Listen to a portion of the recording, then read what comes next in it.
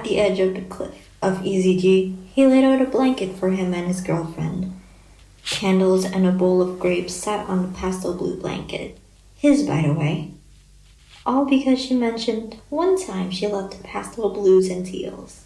He fiddled with his breast pocket, tiny, cold, and rigid against his fingertips.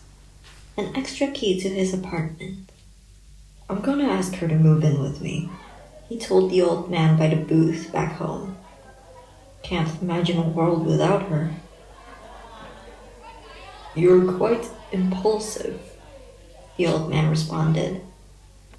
And he was, but he really couldn't. Not when she had been the only woman who had talked some sense into his wild life.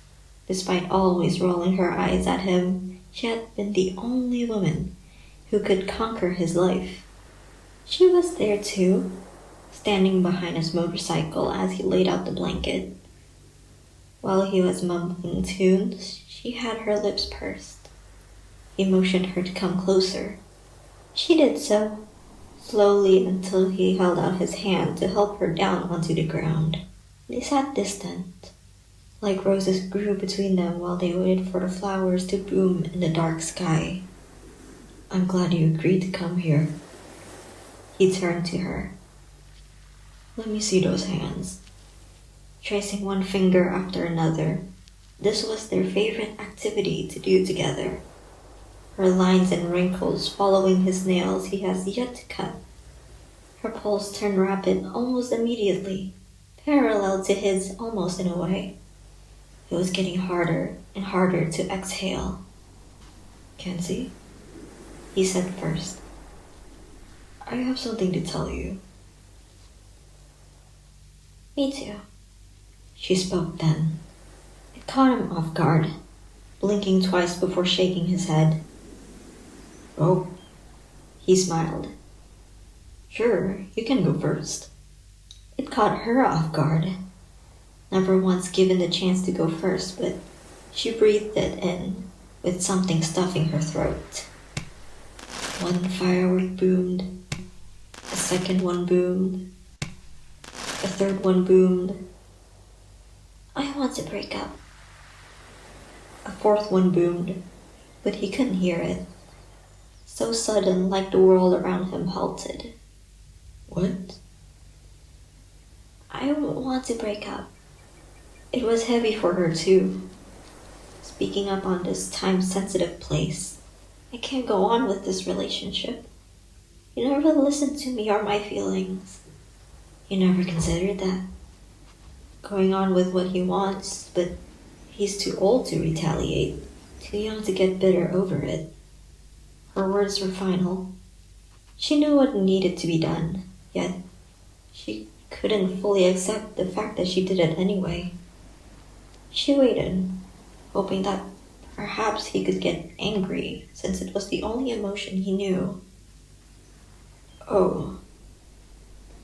Right, yeah, I understand. He lets out a sigh. Still, his smile remains. It's fine. Even she was shocked at his response. You're not mad? Why would I? His fingers tightened around hers. Your feelings are completely valid, and I see how my behavior could have affected you.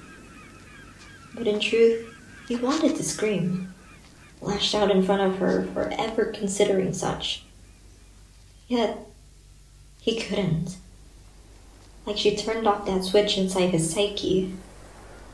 Alas, he couldn't resist listening to her while the extra key rattled in his pocket.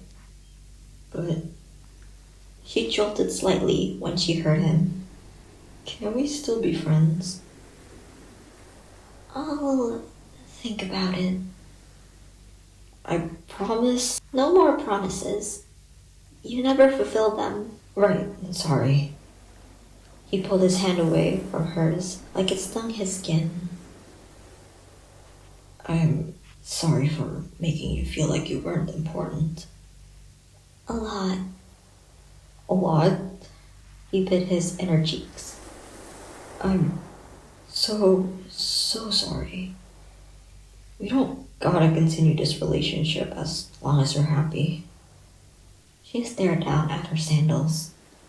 Half-assed painted toenails glimmered under the firework lights before them.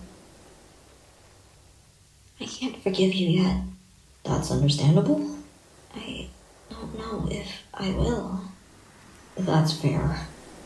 Something feels off to her. Where was his screaming? Where was his anger? Where was it? Did he even feel bad? I can take you home if you wanna. Sure. She pulled her knees close to her chest. After the fireworks. Yeah. After the fireworks. The new year has been announced. More colorful than any of them would like to admit.